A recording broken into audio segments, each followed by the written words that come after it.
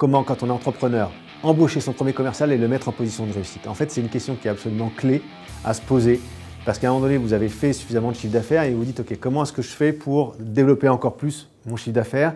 Et vous avez sans doute une envie de vous posséder un peu plus comme un stratège et de vous débarrasser un peu plus du commercial.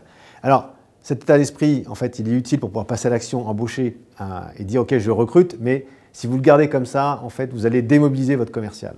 Donc l'idée, c'est de se dire « Ok, le commercial, c'est noble, j'en ferai toute ma vie en tant qu'entrepreneur parce que mes clients, c'est ce qui me fait vivre. Et donc, du coup, il va falloir que je donne à mon commercial plusieurs possibilités.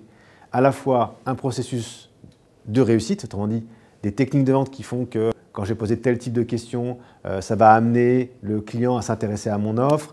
Quand je vais utiliser telle technique ou telle référence client, ça va l'amener à se sentir sécurisé et à vouloir acheter mon offre. Et ça, il va falloir le transmettre à votre commercial. Deuxième chose, c'est l'état d'esprit. C'est-à-dire que le commercial, ce qu'il va falloir faire, c'est l'aider à grandir et à accomplir son rêve dans votre entreprise, puisqu'en fait, il travaille pour vos rêves. Et donc, il va falloir l'aider, vous, en tant qu'entrepreneur, à accomplir ses rêves. C'est-à-dire qu'un commercial, si on pense qu'il travaille que pour l'argent, même s'il vous le dit au départ, vous allez vous tromper et il va partir au bout de 2-3 ans parce qu'il n'aura plus rien à apprendre ou il sera à un palier en termes d'argent.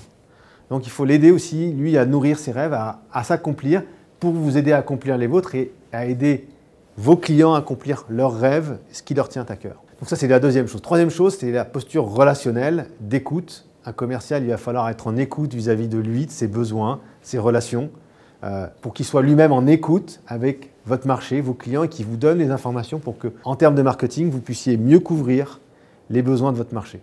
Et donc, qu'il fasse cette remontée nécessaire et qu'il soit en lien avec vos clients et qu'il crée ce nécessaire lien qui fait que votre offre sera fidélisante. Enfin, quatrième point, c'est le mindset. C'est-à-dire qu'un commercial, ça fait comme ça, le yo-yo. Un jour, ça va bien, un jour, ça ne va pas, un jour, ça va bien, un jour, ça ne va pas.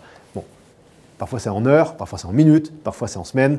Et il va falloir l'aider à avoir le mindset que vous avez, vous, en tant qu'entrepreneur, qui est de vous relever chaque matin pour votre rêve et à chaque fois voir que dans chaque obstacle, il y a une opportunité. Et ça, c'est des techniques, c'est un mindset, c'est des valeurs qu'il va falloir lui transmettre parce que bien qu'il soit objectivé, il va falloir l'aider à se réengager chaque jour, chaque semaine pour des objectifs qui ne sont pas forcément les siens, mais que vous allez partager avec lui. Voilà les 3-4 conseils que je peux vous donner pour pouvoir faire en sorte de réussir l'embauche de votre premier commercial.